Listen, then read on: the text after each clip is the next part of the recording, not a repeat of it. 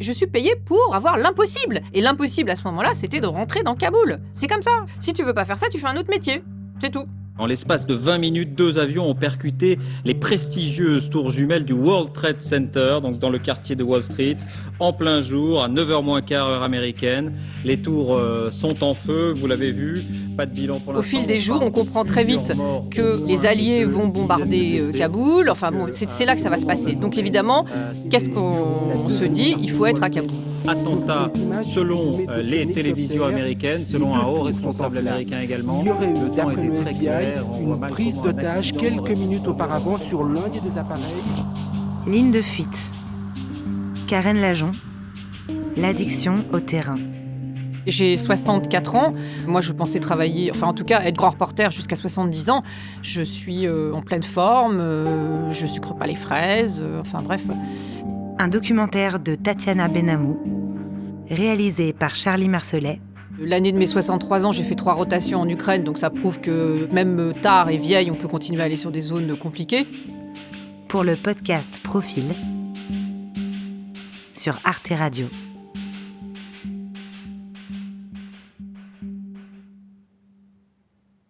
J'ai voulu être journaliste d'une manière assez banale, parce qu'en fait, je voulais raconter des histoires et également voyager. Sauf que je pensais que j'étais pas apte, enfin pas capable d'être journaliste, et donc j'ai commencé par la petite porte, c'est-à-dire que j'ai commencé par stagiaire non rémunéré au Journal du Dimanche. J'ai commencé tout au bas de l'échelle avant d'être intégrée 2 ans après et propulsée reporter en faisant du fait divers pour commencer.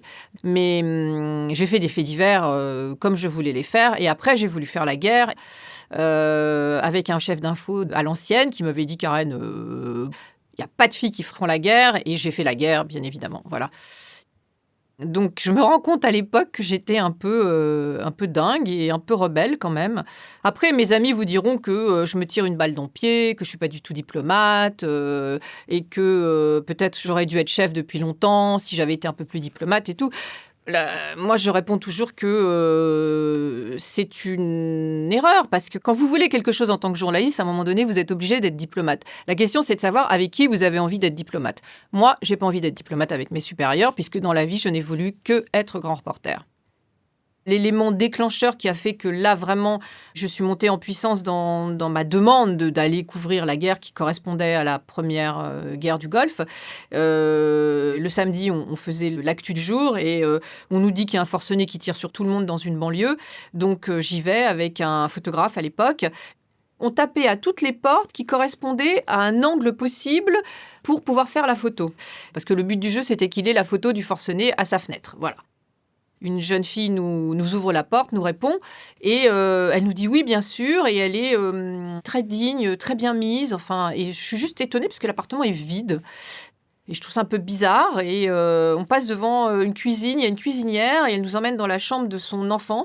Et le matelas était par terre, il n'y avait rien d'autre, et uniquement une pile de vêtements sur le pied du lit.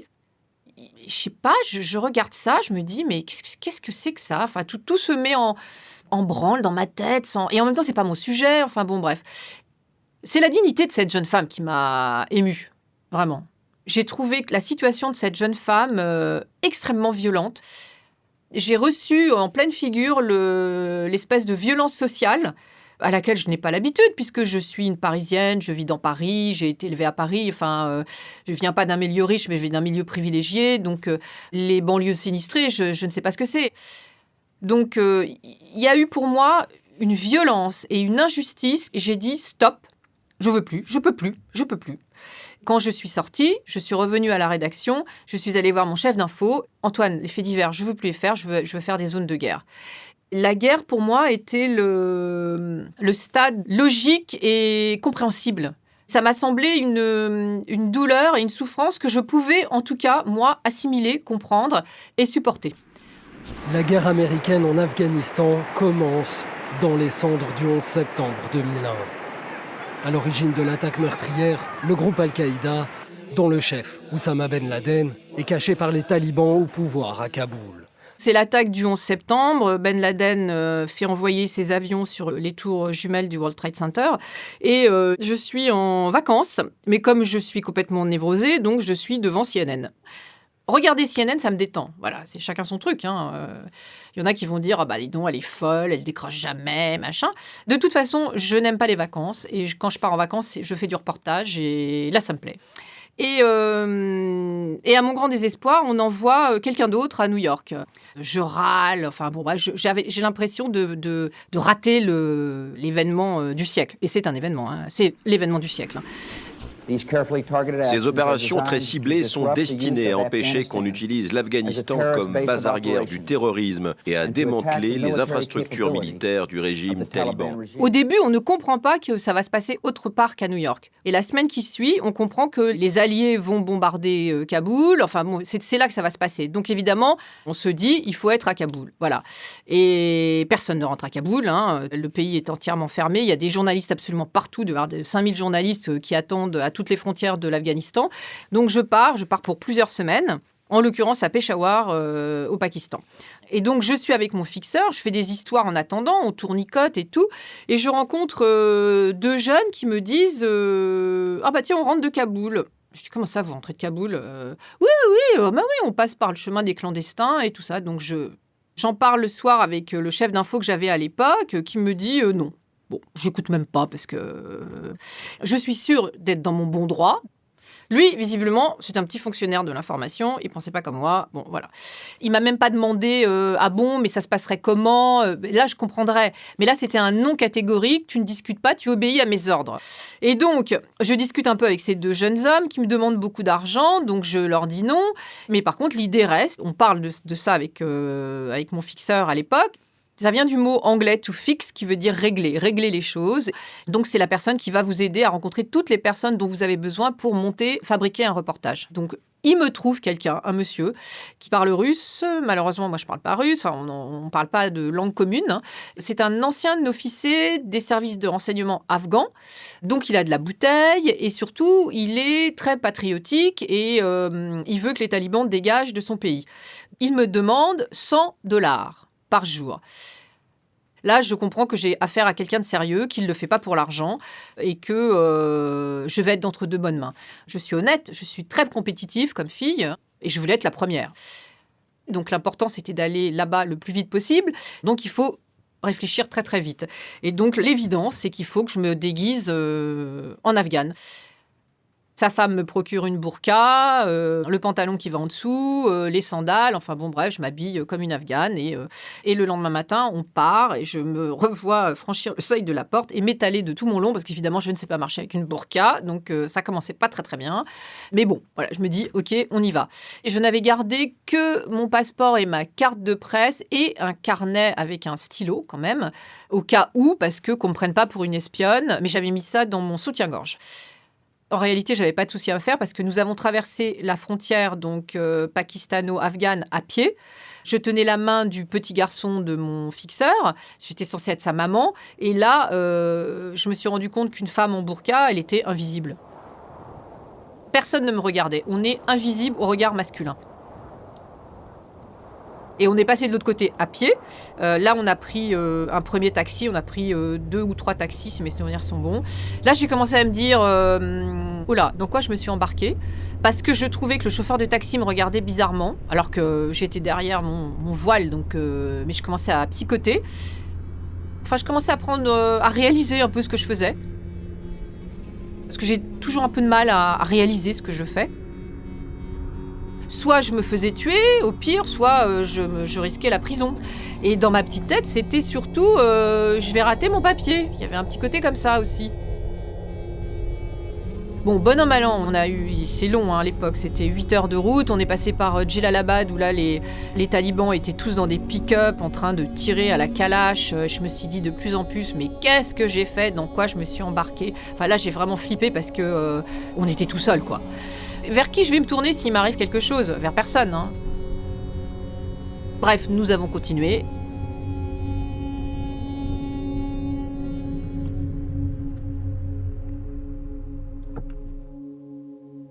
On est arrivé donc en fin de journée à Kaboul. On est allé directement chez la famille de mon fixeur. Donc c'était un ancien général de l'armée afghane, dont la fille parlait très bien anglais, parce que j'avais un problème de traduction aussi.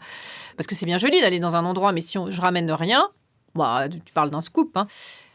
Donc, ils ont fait venir les gens dans cette maison qui était fermée avec des rideaux partout pour que surtout ça ne filtre pas. Parce que non seulement j'étais en danger, mais surtout je mettais la vie en danger des gens qui me recevaient.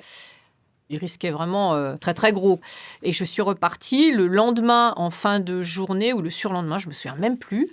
Et là, pour repartir, par contre, il n'était pas question de passer par la frontière classique, parce que ça n'aurait pas marché. Et on est passé par ce que j'ai appelé moi le chemin des clandestins, donc qui est à la sortie de Kaboul, au pied d'une montagne. Et là, on nous a laissés, on est descendu du taxi. 4 heures de route dans la montagne, à pied. Mon fixeur m'avait dit « Je ne veux pas entendre le son de ta voix ». On est revenu avec son neveu qui, à la fin, a dit à son oncle « Elle est bizarre, ta cousine ». Parce que j'avais évidemment une façon de marcher qui n'était pas du tout afghane. Alors j'étais peut-être habillée en afghane, mais j'étais un peu trop sautillante. Il y avait un côté pas soumis, quoi, qui était un peu embêtant. Il y avait un troupeau de chèvres qui est arrivé en face et je suis tombée. Mon fixeur m'a ramassée. Et après, j'avais le tibia en sang. Je l'ai caché avec ma burqa et je n'ai pas dit un mot.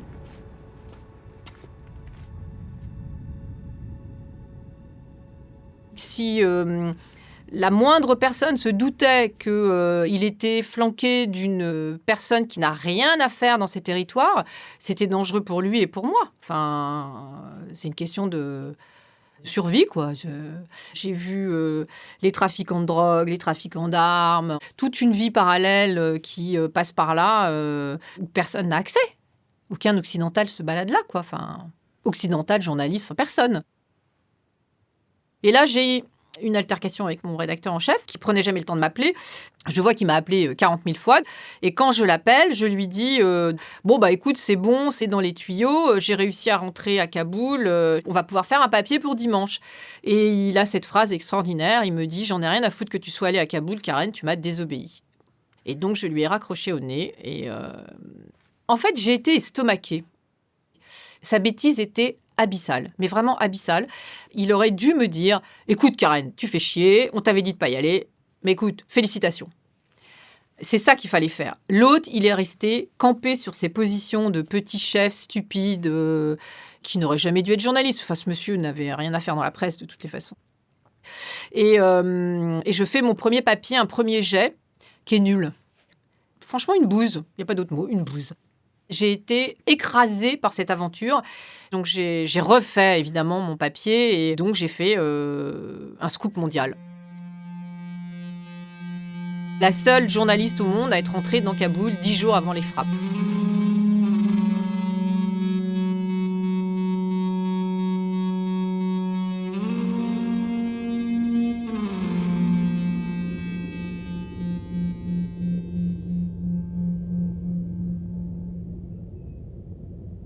Les cadavres en eux-mêmes, on ne peut pas dire que ça me dérange. Après, oui, au Rwanda, j'avais vu un bébé et une mère.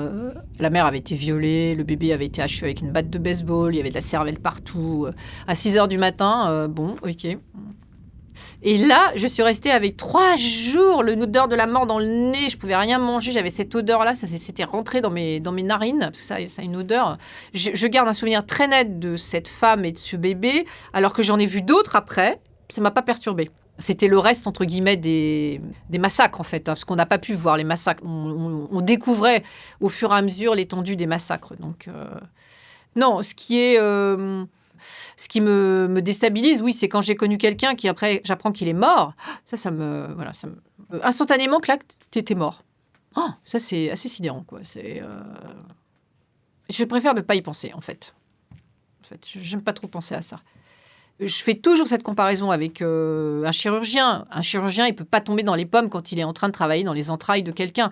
Ben nous, si on a choisi, parce que ça repose sur un choix, hein, d'aller sur des zones compliquées, on ne peut pas s'évanouir si on ne sait pas se blinder. Mais alors, je fais quand même une différence entre couvrir un événement avec ou sans carnet de notes. Parce que le photographe, il est protégé par son appareil photo, le caméraman par la caméra, et nous, on est protégé par notre carnet de notes. C'est un filtre, tu vois. C'est un filtre, c'est indispensable. Si tu veux être totalement avec les autres, bah, tu changes de métier, c'est toujours pareil. Hein. Les humanitaires, c'est pareil. À un moment donné, ils sont blindés, je ne sais pas comment, mais sinon, on peut pas. Si la rencontre que j'ai eue avec telle ou telle personne a pu aider, ouais, ça m'a vraiment motivée. J'ai toujours cet exemple à Arcachon, il y avait des problèmes d'huîtres. Je fais le portrait d'un monsieur qui était en fin de parcours et qui était obligé de fermer son entreprise. Donc, je fais une jolie histoire et je passe à autre chose. Sauf que, quelques semaines plus tard, où je me souviens plus du timing, je reçois une lettre de ce monsieur et il me remercie et il me dit que grâce à cet article, la mairie s'est penchée sur son cas et l'a sauvé, entre guillemets, puisqu'elle lui a donné du travail. Et là, moi, je pense que ma fonction, j'ai rempli ma fonction, c'est-à-dire que j'ai servi à quelque chose. Alors, c'est moins glamour que Sarajevo, mais là, à ce moment précis, c'est un petit grain de sable sympathique dans une grosse machine qui est la vie, qui marche toute seule, qui a besoin de rien pour dérailler ou ne pas dérailler, d'ailleurs. Et ça m'a fait plaisir. Et ça m'aide aussi à traverser la vraie vie, accessoirement. Mon mari, je l'appelle matin et soir, hein, quand même. Hein. J'ai l'égoïsme de partir, mais je trouve tellement normal qu'on me laisse faire mon métier, mais je trouve aussi normal de rassurer l'autre. Et j'ai envie de l'avoir au téléphone aussi, tout bêtement. Hein. Après, je ne vous dis pas que ce qu'il me raconte m'intéressait chaque fois. Non, il y a des fois, ça ne m'intéressait pas. Surtout quand je vivais des choses très, très fortes. Mais lui aussi, j'imagine. Nos exploits sur le terrain, je pense qu'au bout d'un moment, ça lasse un peu l'autre. Ça fait rêver au début, ça c'est sûr, ça fait rêver. Mais après, à usage, ça fait moins rêver. Il faut bien dire aussi que cette personne, elle se tape entre guillemets le quotidien et le quotidien, c'est pas forcément très rock'n'roll tout le temps. Donc, je vois pas l'intérêt d'aller au supermarché. Je vois pas, je sais pas. J'ai un peu de mal avec le quotidien et la banalité de la vie. La vie, c'est banal, hein, d'une manière générale. Ma vraie place, c'est d'être en mouvement, d'être en voyage, d'être avec des gens que je ne connais pas, que je rencontre. Je pose 10 000 questions. J'adore qu'on me raconte sa vie. Tout est dans le détail et la fabrication du reportage. Je ne tends que vers ça. C'est-à-dire que tout le reste n'existe plus. Je ne pense à plus rien d'autre. Je ne pense pas à mon compte en banque. Je ne sais pas, aller me faire épiler. Je vous dis n'importe quoi. Hein. Encore que je me sois beaucoup fait épiler dans les pays où je suis passée parce que c'est un objet de reportage aussi. Se faire épiler au Pakistan ou en Iran, c'est pas pareil. J'ai très peu de penser. En fin de journée, je me pose et là, j'ai envie de dire, l'autre existe enfin, entre guillemets, donc je vais penser à mon mari, à mon fils et tout ça. Mon mari a 2 filles et je dis toujours que c'est grâce à elles que j'ai voulu avoir un enfant et tellement elles sont top. Mais comme je ne pouvais pas en avoir, voilà, j'ai décidé qu'on allait adopter. Nous avons adopté un petit garçon, donc quand il est arrivé en France, il avait 5 ans. Je suis repartie en reportage 1 mois après son arrivée en France. En Afghanistan, je suis partie, je crois, 12 jours. Il fallait que je parte. J'avais négocié avec le journal de ne pas prendre mon arrêt qui est de 13 semaines pour les femmes qui ont un enfant biologique et 11 semaines pour les femmes qui adoptent. Et moi, j'avais négocié 15 jours par mois parce que j'étais dans l'incapacité de prendre mes 11 semaines d'affilée. Je le reconnais, peut-être que j'ai été une très mauvaise mère, je ne sais pas, mais c'était comme ça. J'ai trouvé une espèce d'équilibre temporel où j'arrivais à gérer la vie à Paris et la vie en reportage.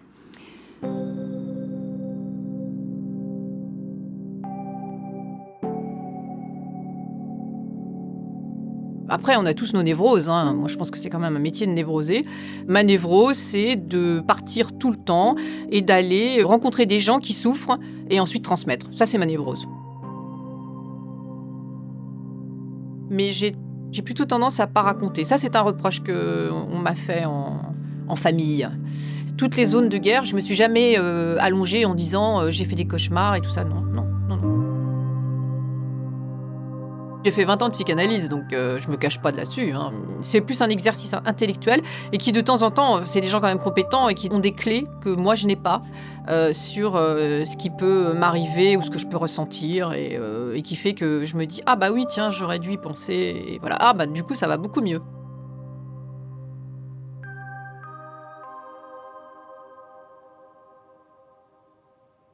Et la chose où j'ai vraiment eu du mal à le gérer, qui était cet enfant que j'avais laissé en Sierra Leone, j'en ai parlé un peu, j'ai un peu compris, mais J'ai pas besoin d'un psy pour savoir que c'était moche ce que j'ai fait de laisser ce gamin derrière moi, quoi. Enfin, voilà, donc ça, mais bon. À cette époque-là, donc c'était la guerre en Sierra Leone et on commençait à entendre des histoires invraisemblables sur les enfants soldats.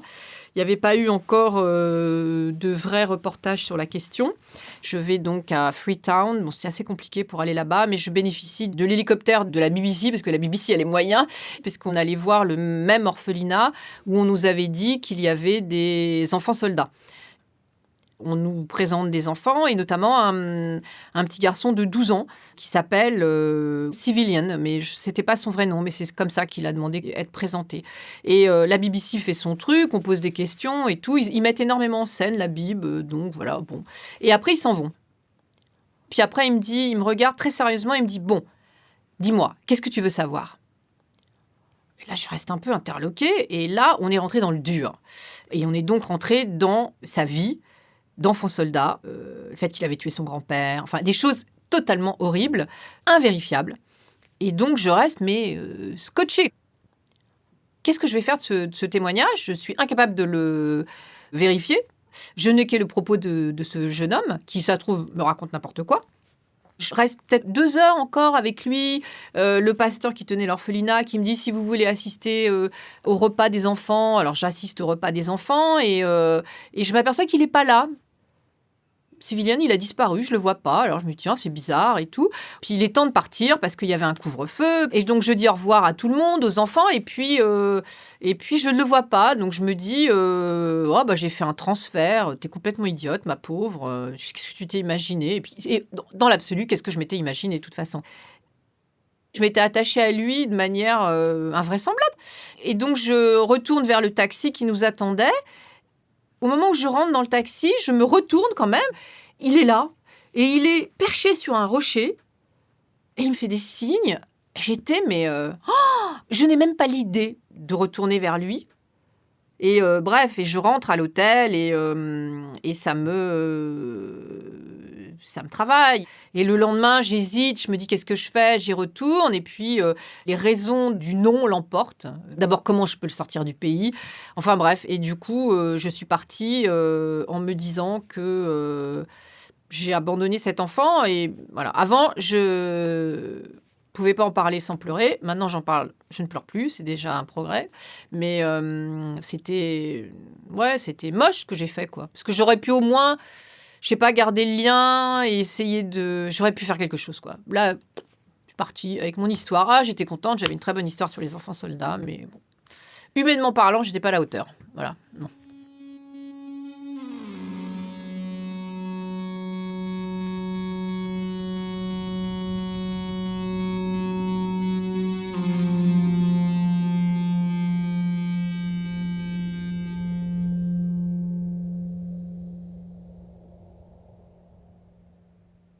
Mon dernier reportage, ça a été vécu d'une manière très compliquée parce que je savais que c'était le dernier, parce que je savais que je quittais le JDD. J'ai été très malade avant de partir. On a cru que j'avais une pancréatite aiguë. Donc le médecin me dit « Madame l'agent, vous ne pouvez pas partir ». Et j'étais hystérique en lui disant « J'en ai rien à faire, vous avez qu'à me donner un médicament et tout ». Bon, là, il a vu qu'il avait affaire à une folle. Une fois que je suis arrivée à Bangkok, tout avait disparu. Et après, j'étais dans le feu du reportage. J'avais un confrère du Monde qui avait essayé de passer de l'autre côté quelques temps auparavant, qui était resté tanké pendant 15 jours. Il n'avait pas réussi. Moi, j'arrive le samedi et ils me disent « Karen, on passe lundi ». J'ai dit oui, j'allais pas dire non. Hein, voilà. Mon chef, encore un, qui m'a dit « Il est bien entendu, Karen, que tu ne traverses pas pour aller en Birmanie ». Je dis oui. Et j'ai évidemment sauté sur l'occasion. Voilà, c'est mon dernier reportage, j'ai 64 ans. Qu'est-ce que ça... Enfin bref, voilà. C'était un peu la der des der. Donc j'étais très contente, à part que le papier n'est jamais sorti puisque le journal est rentré en grève et qu'après c'était fini. Le 6-9. Plus d'1 mois de grève et 5 week-ends sans journal du dimanche. Vincent Bolloré, désormais propriétaire de CNews et en passe de l'être pour le JDD. Le sort de l'hebdomadaire relance donc le débat sur l'indépendance des médias et le pluralisme de la presse dans un contexte de concentration toujours plus forte aux mains de quelques milliardaires. Moi, je l'ai vécu comme une double mort. C'était une mort personnelle de 38 ans de parcours professionnel à l'intérieur de ce journal et la mort d'un titre dans le contenu dans lequel je l'avais pratiqué. Et je suis passée de 2 déplacements par mois à rien. Donc ça, évidemment, c'était un peu bizarre. Je vis, j'ai envie de dire. Voilà. Je fais du vélo, fais beaucoup de vélo et de la marche olympique, celle qui va très vite. J'évacue mon énergie. J'ai des choses à faire, je ne suis pas inactive, mais bon, je voyage pas. Je n'ai pas pris l'avion depuis le 30 juin. Voilà. Ça, je pense que c'est la première fois que ça m'arrive depuis que je suis née. Donc, je rêve qu'une chose, c'est de prendre l'avion, d'être en décalage horaire, rencontrer des gens, voir d'autres, être dans d'autres circonstances. Arte Radio. Bon, peut-être que ça va recommencer, on ne sait jamais dans la vie. Point. Maintenant que je fais un peu moins de choses, je lis L'Équipe, par exemple. J'avais pas le temps de le lire, je lis L'Équipe. Comme